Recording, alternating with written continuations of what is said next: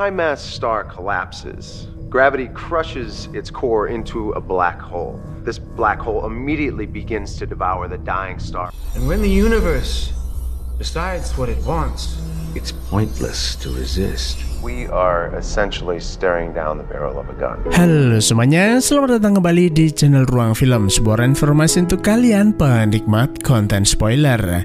Oke, di video kali ini kita akan kembali membahas film fiksi ilmiah berjudul Higher Power. Sebuah film yang menceritakan tentang eksperimen seorang ilmuwan yang begitu terobsesi menciptakan Tuhannya sendiri demi menyelamatkan bumi. Jadi, tanpa berlama-lama, mari kita langsung masuk aja ke pembahasan filmnya.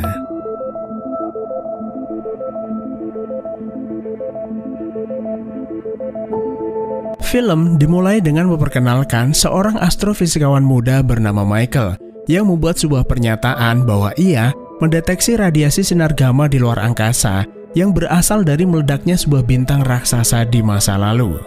Ketika sebuah bintang bermassa besar hancur, maka gravitasinya akan menghancurkan intinya, lalu menciptakan lubang hitam yang kemudian melahap apapun yang ada di sekitarnya dengan laju 1 juta massa bumi per detik. Akan tetapi, energi lubang hitam itu sendiri terlalu besar untuk dilahap sekaligus, sehingga sebagian besar dari energi tersebut diledakkan kembali ke alam semesta. Celakanya, gelombang radiasi dari ledakan bintang tersebut diperkirakan akan mencapai bumi, yang nantinya akan membuat bumi dibanjiri sinar kosmik dan menjadi akhir dari peradaban manusia. Perlu diketahui, ketika ada sebuah bintang menjadi supernova, tidak serta-merta cahaya dari ledakannya bisa kita lihat saat itu juga, melainkan bergantung pada seberapa jauh bintang tersebut.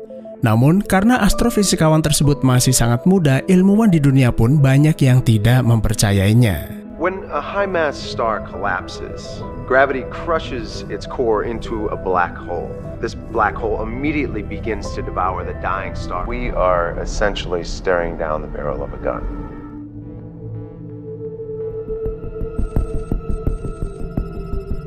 Kemudian, di sebuah laboratorium, seorang profesor mendapat sebuah pesan misterius yang berisi bahwa ia mengetahui proyek penelitian rahasia yang belum lama ini dilakukannya, yaitu merubah manusia biasa menjadi manusia super.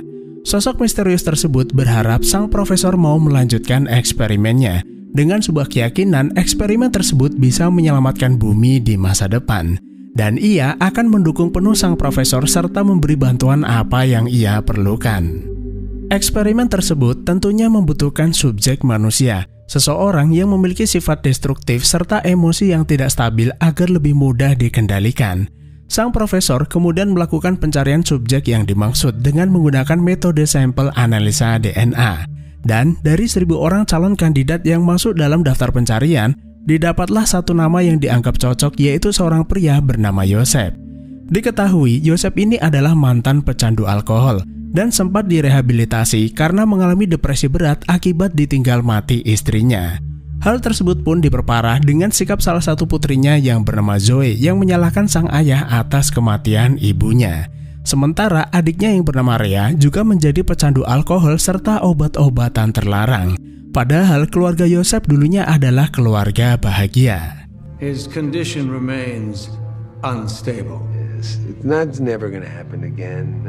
Meski begitu, Joseph terus berusaha memperbaiki diri. Bahkan, ia berhasil mendapat pekerjaan sebagai penjaga keamanan di perusahaan Redlock, dan ia cukup yakin bahwa kedua putrinya akan memaafkannya.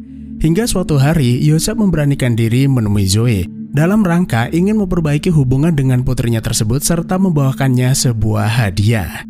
Namun sayangnya, niat baiknya tersebut tidak disambut dengan baik. Bahkan pacar barunya yang tak lain adalah Michael, si astrofisikawan muda, turut memprovokasi Joseph yang pada akhirnya membuat Joseph kesal lalu menonjoknya. No, it wasn't him, it's you. It's always you. It's the same shit. Zoe lalu minta agar sang ayah jangan mengganggunya dan lebih baik mencari Rhea adiknya karena sudah 1 bulan ini Rhea nggak bisa dihubungi. Zoe! Tanpa mereka sadari, sang profesor diam-diam memperhatikan pertengkaran ayah dan anak tersebut. Dengan teknologi yang ia miliki, ia membajak semua saluran CCTV, bahkan bisa menyadap saluran komunikasi yang mereka gunakan. Setelah sampai di rumah, Zoe minta Michael meninggalkannya sendirian daripada nanti bermasalah dengan ayahnya. Tapi Michael menolak karena ia mengaku peduli dengan Zoe dan tidak akan meninggalkannya. Lalu di malam harinya, Yosef berulang kali mencoba menghubungi Rhea, tapi sama sekali nggak ada jawaban yang membuatnya frustasi dan kembali menenggak minuman keras. Di tengah rasa frustasi tersebut, Yosef tiba-tiba teringat akan permintaan terakhir mendiang istrinya, agar Yosef senantiasa menjaga kedua putrinya dengan baik setelah ia tiada. Namun tanpa Yosef sadari, ada seseorang diam-diam bersembunyi di dalam mobilnya, lalu menculiknya dan membawa Yosef kepada sang profesor. Sesampainya di sana, sang profesor menanamkan chip khusus pada bola matanya yang memungkinkan sang profesor berkomunikasi dengan Yosef, mengiriminya data-data penting serta melihat apa yang dilakukannya. Setelah itu, Yosef dibuang di sebuah lorong, dan ketika sadar, profesor berbicara dengan Yosef yang tentu saja membuatnya sangat bingung dari mana asal-usul suara tersebut. Profesor itu berkata bahwa saat istrinya sakit keras, ia mengetahui bahwa Yosef saat itu terus berdoa agar istrinya disembuhkan, tapi tidak ada jawaban, yang pada akhirnya membuatnya depresi dan meninggalkan tanggung jawabnya sebagai orang tua. Profesor itu kemudian mengiriminya sebuah data yang memperlihatkan bahwa selama ini ia telah mengamati kehidupan keluarganya, di mana kedua putrinya mengalami frustasi berkepanjangan. Bahkan Rhea saat ini terjebak dalam kehidupan gelap. Yes! What do you want? Lalu sang profesor berjanji akan memberikan Yosef kekuatan yang bisa menyatukan keluarganya. Dengan catatan, Yosef mau melakukan apa yang ia perintahkan, yaitu membunuh seorang wanita dengan sebuah senjata yang sudah dipersiapkan di hadapannya. Awalnya Yosef menolak karena ia tidak ingin menjadi seorang pembunuh. Tapi lagi-lagi si profesor mengirimkan data yang memperlihatkan anak buahnya mendekati Rhea. Apa boleh buat, Yosef terpaksa melakukannya, namun ternyata pistol itu nggak ada pelurunya. I'm sorry. Dan rupa-rupanya profesor dan wanita itu hanya ingin mengujinya. We have big plans for you. Sementara di luar angkasa, gelombang ledakan sinar gamma baru saja memasuki tata surya, yang bisa diartikan waktu kehancuran bumi sudah semakin dekat. Setelah Yosef dinyatakan lulus pada tes pertama, sang profesor memberinya tugas baru, yaitu mencari seorang pria bernama Charles yang merupakan CEO dari perusahaan Redlock di mana Yosef bekerja. Setelah menemukannya, Joseph diminta menodongkan senjata ke arahnya, lalu meminta Charles menyalakan laptop yang berisi sebuah kode DNA khusus guna mendukung eksperimen yang akan dilakukan sang profesor. Joseph lalu meletakkan sebuah perangkat kecil di atas laptop tersebut untuk mentransfer data DNA tersebut. Tapi karena Joseph lengah, Charles memanfaatkan situasi itu untuk memukul Joseph lalu menodongkan pistol ke arahnya. Karena terdesak, Joseph membuka topengnya lalu mengaku kalau ia bekerja sebagai petugas keamanan di perusahaan ini. Dan suara seseorang yang ada di dalam kepalanya adalah orang yang memberinya perintah. Saat menatapnya, Charles melihat ada sebuah chip terpasang di matanya yang membuat Charles segera menyadari siapa dalang di balik semua ini.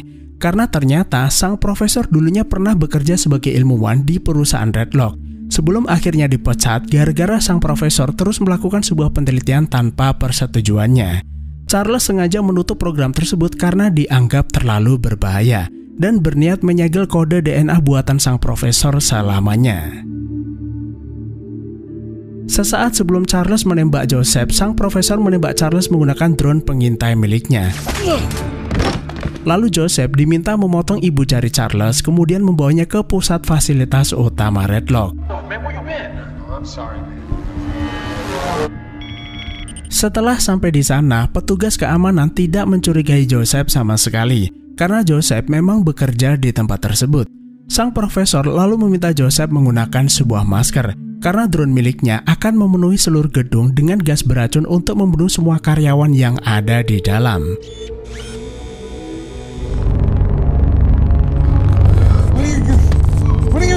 Joseph minta sang profesor menghentikan perbuatannya, tapi sang profesor menolak karena apa yang akan mereka lakukan jauh lebih penting demi keselamatan peradaban manusia.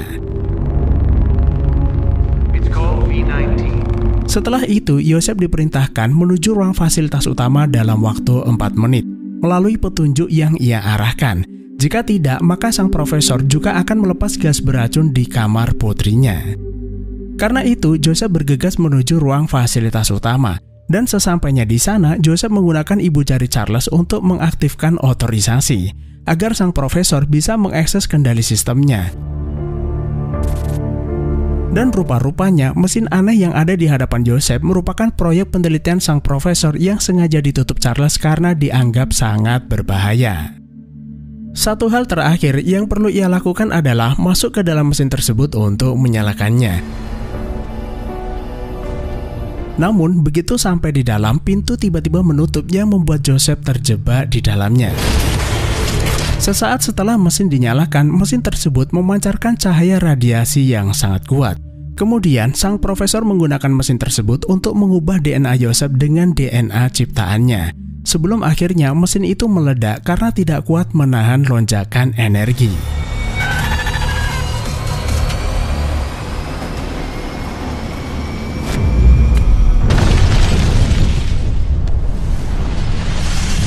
Sementara itu di rumahnya, Zoe yang mengetahui sang ayah bekerja di Red Lock mengira sang ayah meninggal terkena ledakan, yang pada kenyataan Joseph itu sebenarnya masih hidup, dan secara ajaib ia sudah berada di rumahnya dengan keadaan baik-baik saja. Selain itu, Joseph juga mendapati tangannya tiba-tiba menyala seolah mendapat kekuatan super, di mana kekuatan tersebut akan bangkit ketika Joseph sedang marah, cemas, ataupun merasa ketakutan. Sang profesor lalu memberitahu bahwa ada 4 kekuatan fundamental di dalam diri Joy, yaitu gravitasi, elektromagnetik, nuklir, dan kelemahan darinya. Ia mengubah kelemahan itu menjadi sebuah kekuatan besar yang ia miliki saat ini. Di sisi lain, sosok misterius kembali menghubungi sang profesor untuk memberikan selamat atas keberhasilannya. Tapi sang profesor masih belum puas, karena ia harus menguji subjek terlebih dahulu sebelum ia melaksanakan tugas yang sesungguhnya. Nah, dari sinilah terungkap alasan kenapa Joseph dipilih menjadi subjek eksperimen. Sang profesor memanfaatkan masalah yang dialami Joseph untuk mengendalikannya. Analisa DNA juga diperlukan agar subjek memiliki kecocokan DNA dengan DNA ciptaannya, agar eksperimen tersebut berjalan dengan sempurna, serta memanfaatkan emosinya yang tidak stabil untuk membangkitkan kekuatan pasca dilakukan eksperimen. Sang profesor kemudian memberitahu Joseph bahwa dengan kekuatan tersebut, ia bisa menyatukan keluarganya kembali dan tidak ada seorang pun yang bisa menghalanginya. Lalu Joseph diminta pergi ke suatu tempat di mana Rhea berada. Tapi mobilnya hilang dicuri seseorang yang membuatnya marah lalu melontarkan gelombang elektromagnetik. Dan secara tidak langsung menyalakan motor yang ada di sebelahnya. Lalu dengan motor tersebut Joseph mendatangi tempat di mana Rhea berada. Di sana ia bertemu dengan Nico, seorang gento yang selama ini menjerumuskan Rhea. Menyadari ada orang asing datang ke markasnya, Nico pun menghajar Joseph. Dan setelah mengetahui kalau Joseph ini adalah ayah Rhea, Nico memprovokasinya dengan menyakiti Rhea. Seketika pemandangan itu membuat amarah Joseph meledak, lalu berubah menjadi sosok raksasa bercahaya namun hanya berlangsung beberapa menit saja.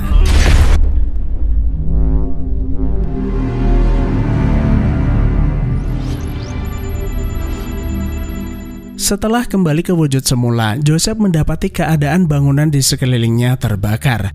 Nico yang ternyata berhasil selamat mencoba menusuk dan menembaknya, tapi nggak mempan sama sekali.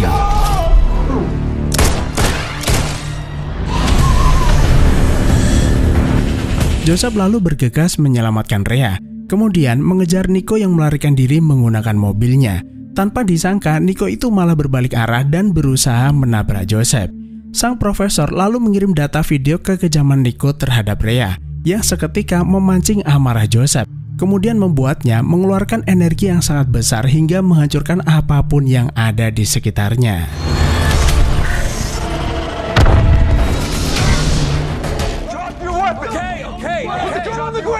Tak lama berselang, polisi pun berdatangan. Namun alih-alih menyuruhnya kabur, sang profesor justru meminta Joseph menyerahkan diri agar ia bisa melakukan uji coba lanjutan. Sesampainya di kantor polisi, Joseph mendapat tuduhan serius atas 2 insiden ledakan yang terjadi.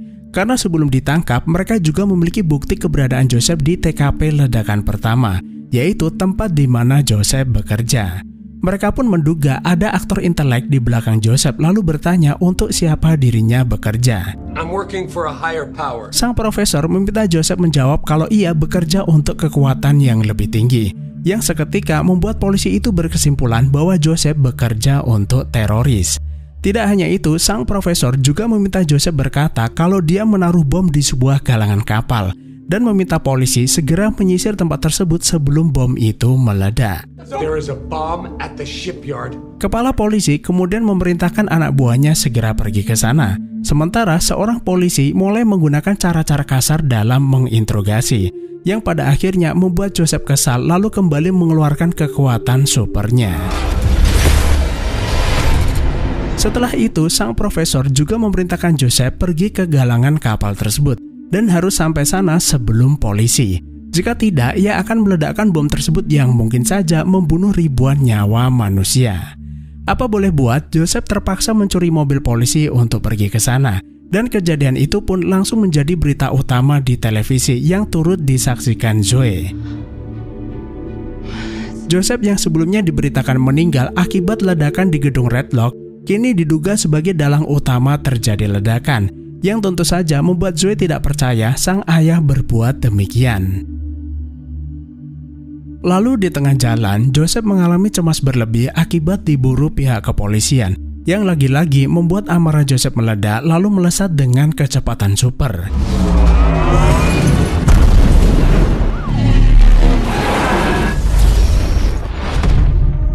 Kejadian tersebut tertangkap kamera dengan jelas, yang membuat orang-orang hampir tidak percaya dengan apa yang mereka lihat di televisi. Di saat yang bersamaan, beberapa orang tak dikenal mendatangi Zoe dan Michael, lalu menangkap mereka berdua kemudian membawanya pergi ke suatu tempat. Sementara Joseph yang saat ini tengah melaju dengan kecepatan luar biasa terlihat mendekati galangan kapal, kemudian membawa terbang kontainer berisi bom ke angkasa tepat sesaat sebelum bom itu meledak. Namun sayangnya, ledakan itu justru mengenai sebuah pesawat komersil yang sedang melintas. Melihat pesawat itu akan jatuh, Joseph menggunakan kekuatannya untuk menyelamatkan pesawat tersebut lalu meletakkannya di atas sebuah bangunan.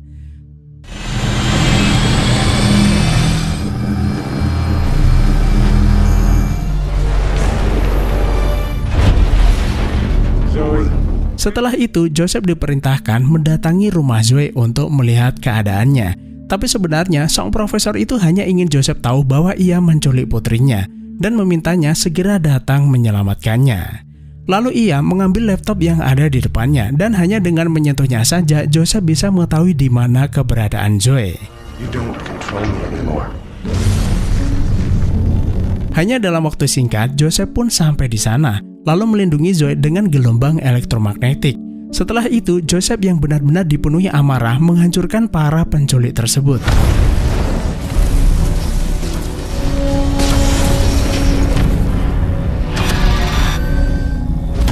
Dan setelah dirasa aman, Joseph melepas pelindung Zoe lalu mendatangi putrinya.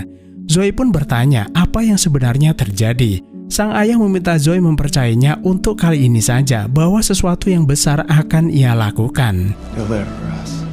Di sisi lain, Michael yang ada di belakangnya meminta agar Joseph membebaskan manusia. Yang ternyata Michael ini adalah bagian dari rencana, dan ia adalah sosok misterius yang selama ini mendorong profesor melanjutkan eksperimennya. Karena hanya kekuatan itu yang bisa menyelamatkan bumi dari hantaman radiasi.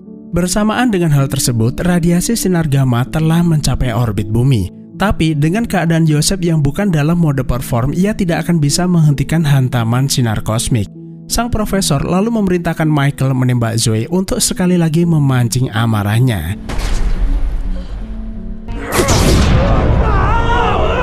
Hanya saja, Joseph masih bisa menahan amarahnya dan meminta putrinya bertahan karena ia akan menyelamatkannya. Di luar dugaan, sang profesor juga memerintahkan anak buahnya menembak Rhea lalu menunjukkannya kepada Joseph. Melihat kedua putrinya meninggal di saat yang bersamaan, amarah Joseph benar-benar meledak, yang membuatnya melepaskan super energi hingga menyelubungi seluruh permukaan bumi. Dan secara tidak langsung, gelombang energi tersebut berfungsi layaknya magnetosfer bumi. hanya saja ribuan kali jauh lebih kuat yang diperkirakan mampu melindungi bumi dari pancaran ledakan sinar gamma. Sang profesor yang saat ini terjebak dalam energi tersebut mengatakan bahwa melalui Joseph ia telah berhasil menciptakan Tuhannya sendiri, serta melindungi bumi dari ancaman kiamat. Namun perkataan sang profesor tersebut justru membuat Joseph semakin marah lalu mengakhiri hidupnya. Through you, I've created a god. Lalu di saat yang sama, ledakan dari sinar gamma mulai mendatangi bumi. Untuk sesaat, Joseph kembali teringat akan janjinya untuk melindungi keluarganya. Dan dengan menggunakan seluruh kekuatannya, Joseph menyerap ledakan dari sinar gamma hingga habis tak tersisa.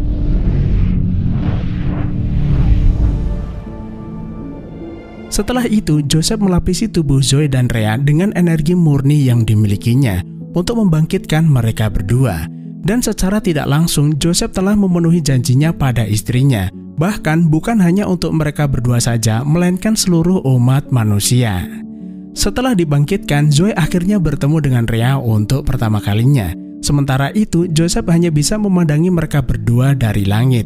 Karena kali ini, Joseph tidak bisa kembali ke wujud manusianya, melainkan menyatu dengan atmosfer bumi untuk senantiasa melindungi bumi dari kejadian serupa, dan akhirnya film pun selesai. Setelah kita menonton filmnya, mungkin bisa disimpulkan ada dua hal penting yang menjadi perhatian utama kita, yaitu sosok seorang ayah yang berjuang keras demi menyatukan keluarganya kembali setelah mereka terpisah satu sama lain.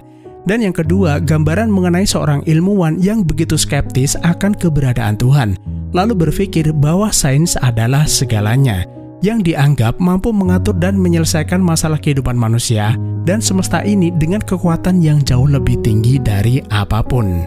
Karena itulah sang profesor sangat terobsesi dengan eksperimennya dan menjadikan Joseph sebagai subjek percobaan demi melindungi bumi dari ancaman kiamat.